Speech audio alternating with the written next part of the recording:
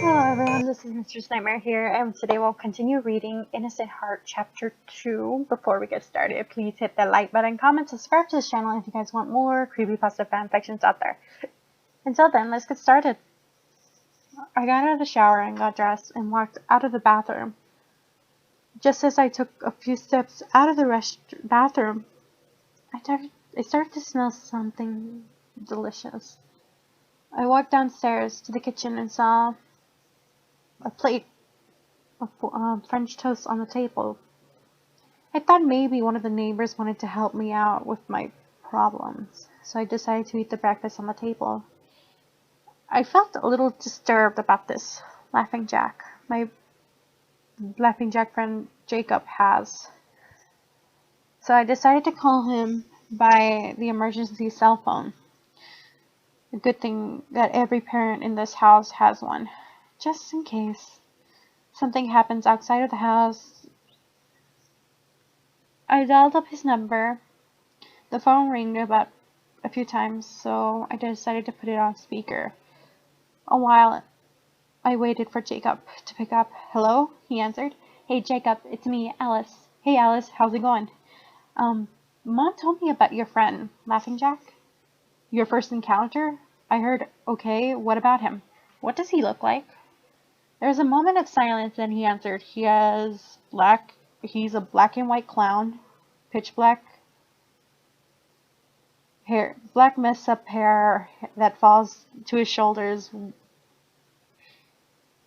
that covers with a black and white feathered tuft. He wears a black shirt and he has bandages wrapped around his tummy and black claws.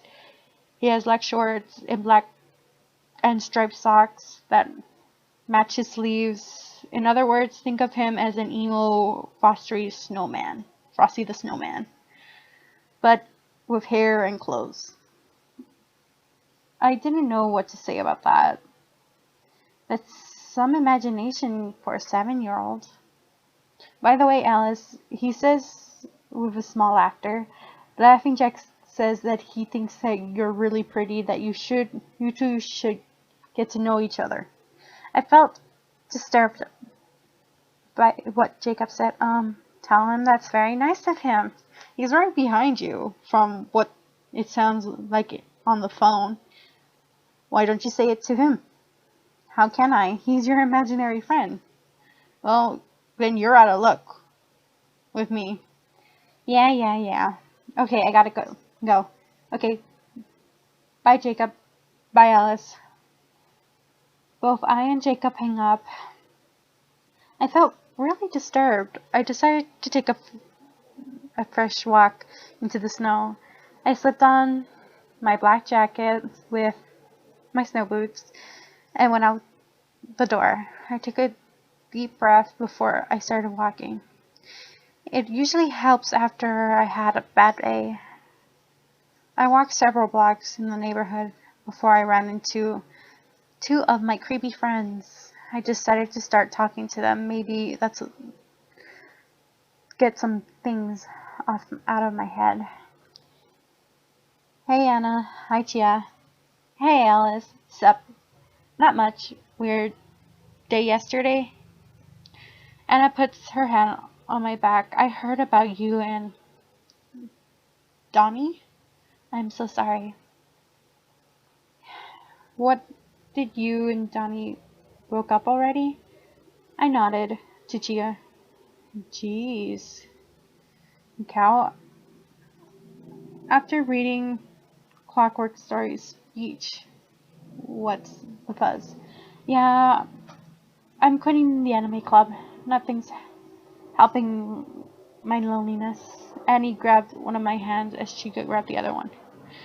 Don't dare, Alice. There's not to be anyone out there just for you, and would understand that what you're going through. It's understandable, Alice. I got up and left the 2 sitting on the bench. This time, I hung my head low. I looked up at the sky, at the sun, hidden by the clouds, which Snow started to fall, but it was bright enough to where I can see the sun. I started to cry. Yeah, but who and when? I said to myself, finally having enough. I turned around and took the long way home. There is no way that I was going to run into my friends while walking away from home again. Once I got home, I took off my jacket and snow boots.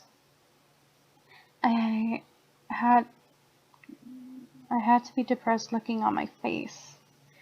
Nothing was helping with my bad day yesterday.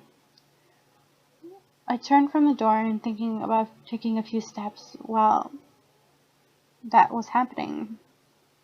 My blue eyes made contact with a ghostly white piercing eyes with black rings around them. I screamed and stumbled back a few feet. There stood a black and white clown, and he was very frightening, as if he had not been or skinny, if he had less one bone in his body.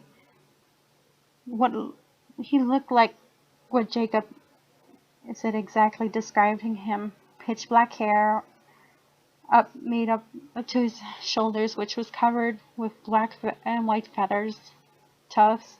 He wore a black shirt, and he had bandages wrapped around his tummy, black claws, and he had shorts and striped socks that matched up to his sleeves.